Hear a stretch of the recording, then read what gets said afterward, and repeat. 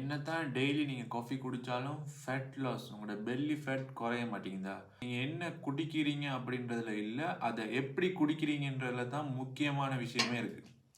So காஃபிய எப்படி ட்ரிக்கா குடிக்கலாம்னா 5 சொல்றேன். மறக்காம சேவ் பண்ணி ட்ரை பண்ணி பாருங்க. ஸோ அதுக்கு முன்னாடி நீங்க இன்னும் ஃபாலோ பண்ணாட்டி மறக்காம ஒரு ஃபாலோவ மட்டும் தட்டி விட்டுருங்க.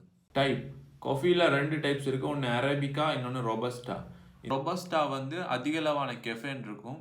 ஸோ இது நம்மள ரொம்ப ஆக்டிவா வச்சுக்கிறனால இந்த கெஃபைன் கண்டென்ட் நம்ம ரொம்ப ஆக்டிவா இருப்போம். கொழுப்பு வந்து கரையிறதுக்கு ரொம்பவே சான்ஸ் அதிகம். பட் இந்த அரேபிகா பீன்ல உள்ள காஃபியை நம்ம எப்போ குடிக்கலாம் அப்படின்னா, நமக்கு இப்போ சரி ஒரு ஃபன்னுக்காக காஃபி ஒன்று குடிக்கணும். செகண்ட் டோஸ் அளவு.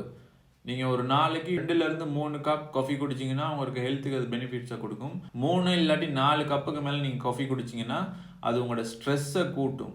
ஸோ உங்களோட ஸ்ட்ரெஸ் ஹார்மோனான கோர்ட்டிசோலை வந்து ரிலீஸ் பண்ணும். ஸோ ஃபேட் லாஸை ஸ்லோ பண்ணும். ஸோ 3வது என்ன அப்படின்னா டாலரன்ஸ்.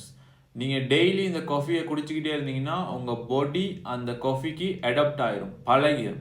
அதுக்கு என்ன செய்யலாம் அப்படின்னா, தொடர்ந்து காஃபி குடிக்காமல் 2 வீக்ஸ் 3 வீக்ஸில் 2 டேஸ் அப்படி இல்லாட்டி 3 டேஸுக்கு நம்ம என்ன செய்யணும்னா காஃபி குடிக்கிறத நிப்பாட்டி திரும்ப ரீசெட் பண்ணி திரும்ப ஸ்டார்ட் பண்ணணும். இப்படி நம்ம நிப்பாட்டி திரும்ப தொடங்குறதுனால நம்ம பிரெயின் ரீசெட் ஆகும். ஸோ நமக்கு கிடைக்க வேண்டிய முழுமையான நன்மையும் இந்த காஃபிலேருந்து நமக்கு கிடைக்கும்.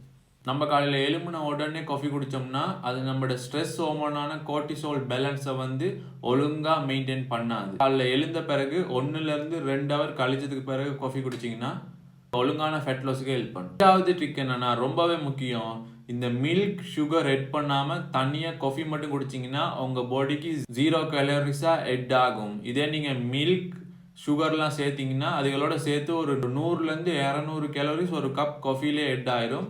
ஸோ இது உங்களோட இன்சுலினை ஸ்பைக் பண்ணும், கூட்டும். இதனால் ஃபேட் லாஸ் ஸ்லோ ஆயிரும். நீங்கள் ஃபேட் லாஸ் இல்லாட்டி வெயிட் லாஸ் பண்ணுறதுக்கு பதிலாக வெயிட் கெயின் பண்ணுறதுக்கு ரொம்பவே சான்ஸ் அதிகம்.